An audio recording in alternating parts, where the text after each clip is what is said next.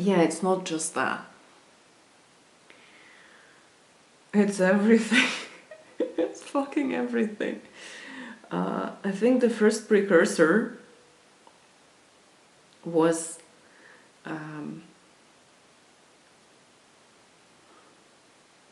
a partner that I had for a few months. About 2 years prior to that, I would say, who just completely screwed up my brain with his communication. I'm gonna give one example because this is the only thing I remember now. Thank God I don't remember anything else. But this one I remember because he wrote to me about a year ago, which is like 6 years later, stalking. And he did the same thing in the letter. It was like, oh God, I can't, like, it's so, I don't have it, I cannot quote it, I deleted it obviously. But it's just so insane, it's so ridiculous for me.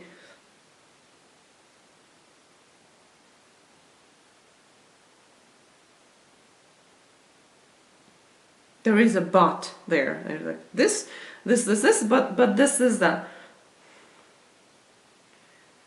And that but is just, it boggles my mind. He would apologize for doing a thing while continuing to do the thing. And in the letter it was like about, oh, I'm so sorry that I'm hurting you by sending this letter, but let me keep talking.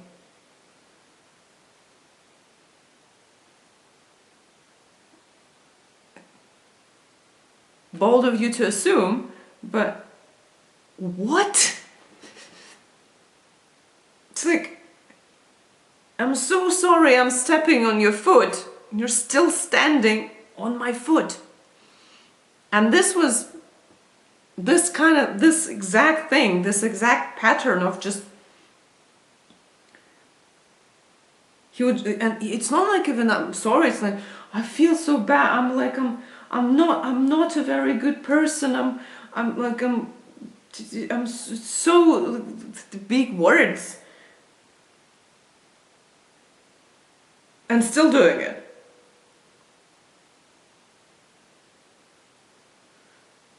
So this thing was just coming up all the time, every day. And I would ask the guy, dude, like, if you think it's bad what you're doing, like, maybe you can stop doing it. And if you keep doing, like, maybe you don't think it's bad, then stop the fuck. Just shut the fuck up, stop saying this. He would not react. That was another thing that just drove me nuts. I would tell him things, and he would just like look at me like I'm a complete idiot. I mean, no interpretation. Not even a complete idiot, but like, I'm saying something obviously bogus. Like, I cannot make this face. It's as if I'm telling him that, like, what is ridiculous? Like, it's as if I'm telling him that he actually cannot see me, something ridiculous like that. That's something that's just obviously not true, and I'm a tiny child who is trying to, like, it was so nuts. I lived, I will give an example, because that I remembered a few things. I lived at the time in a Muslim majority place, which is like about 95% Muslim, and but it's in a country that is mostly Orthodox. So we were traveling with this guy, and the time for Christmas has arrived, for the American Christmas, for the English-speaking country Christmas. And he just wouldn't believe me that where I live, in a Muslim majority place, in an Orthodox country that uses another religious calendar for Christmas, which is 14 days ahead, like behind, whatever. So it's 14 days later, and like you can fact check it easily. So people are not celebrating Christmas right now in the country where I'm from. They might be celebrating it later, 14 days later, but it's not the main holiday where I come from. The New Year's is the big thing. And the Christmas, because of the Soviet rule, was mostly suppressed, and it's not a thing. It's not like a culturally important thing. Some people might do it, but it's not something big. And also, I live in a fucking Muslim majority place. They're Muslims, they don't celebrate Christmas. So I would be telling this to him, thinking, oh, like it's like he's gonna learn, it's a discussion. I'm from this place, he's from that place. But he would be looking at me like, can it be you're making it up for no reason? You're bullshitting me you're bullshitting me in a such a childish and ridiculous way that it's not even bullshitting me, because of course everyone celebrates Christmas. So yeah, that drove me insane. And for the next about 3 years, I couldn't stop thinking about these interactions. The guy fucked off, which was kind of another blow, but it was difficult to describe, and I don't care anymore. Like it's out of my system. But I'm still frustrated by the what is the word I'm looking for? By the communication. Yeah, communication. Pardon me. But again, it's like not a deep pain, but like this is still ridiculous and still insane. So I wouldn't be able, like I couldn't fucking stop thinking about it.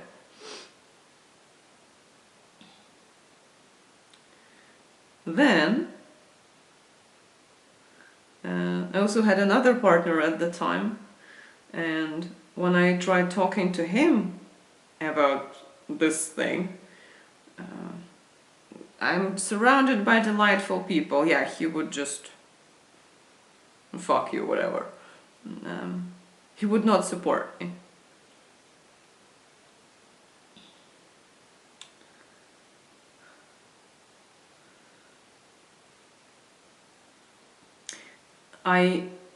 After that relationship that I had, I started losing weight kind of pretty rapidly, and I think in the span of about like a year and a half, I lost about 25 kilograms.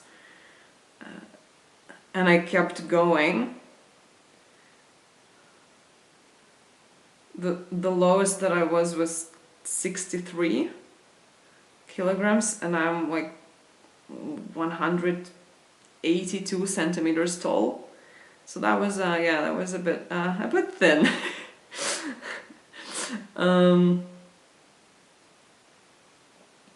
It came later, but yeah, that one came too. But yeah, it was about like 67 something, 68. Like all of my clothes they're still in the, like I'm still wearing the saggy clothes, because it's my style now. Just went completely different, completely, I don't know, like a balloon, you pop like a balloon. So that was also happening, and I wasn't like, I have never dieted in my entire fucking life, and I will never do that. Hopefully. That was just happening through, like, I wasn't doing any kind of unusual physical activity. I was just still sitting on my butt doing my job. Yeah, it just kept going and going and going. Down, down. So I had another partner, like a more permanent kind of partner, with whom we decided to buy a piece of land together, to build a small house there, because we were bonding over our crazy families that we wanted to get away from and have something of our own. That was a mistake.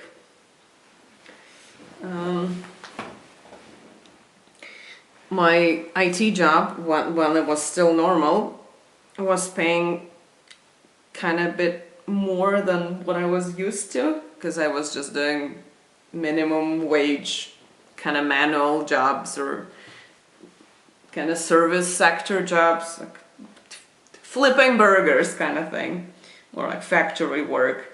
And that was just paying basically just food and some clothes, or maybe some medicine. You can choose, so things like that. But the IT job was paying a bit more than that.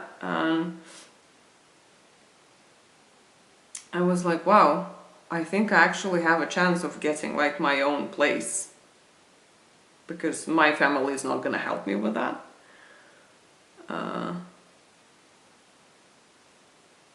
I cannot, like, that was never an option for me. But then it suddenly was, and I was like, okay, I need to do this, because it has been my, not a dream, because I didn't believe it was possible. But it was something that I knew that if I would ever be able to do that, I would have to do. So I started saving money. And then, yeah, eventually we bought a fucking plot of land in the deep outskirts of the city where we lived. And we started building a house. I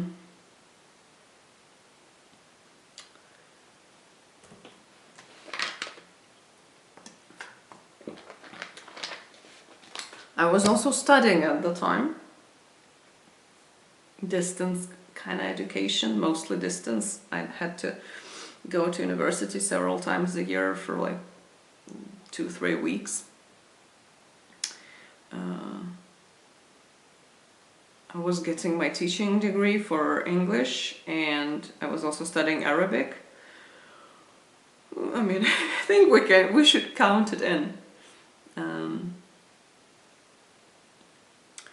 And then, yeah, this is what I'm talking about. Like, all roads lead to Rome. Like, everything just fucking congregates in the same point. And there are like 14 different, very difficult things.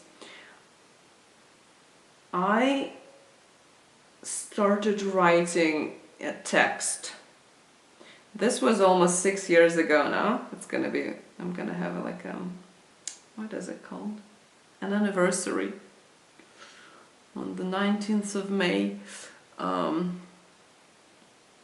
So I'm still writing this text 6 years ago, and it's not because I'm that slow, even though in the last few years I've been much slower.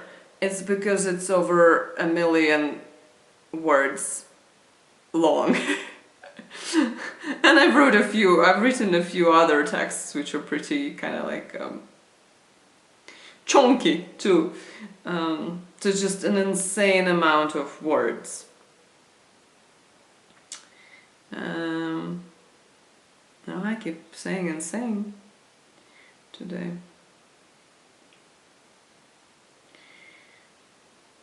I started writing this text and it just completely overtook me. The first part of it I wrote within 4 days, barely sleeping, surviving on cucumbers. I couldn't eat. When I started losing weight, when I lost kind of enough weight, my appetite started to get affected. There was like not the first time, but like the first time in my adult life that I couldn't finish the food on my plate. I would like get myself the smallest portion possible. I would be like, if I ate out, for example, yeah, like let's say it's burgers, I would get like children's menu, like a tiny burger and like tiniest fries, and I could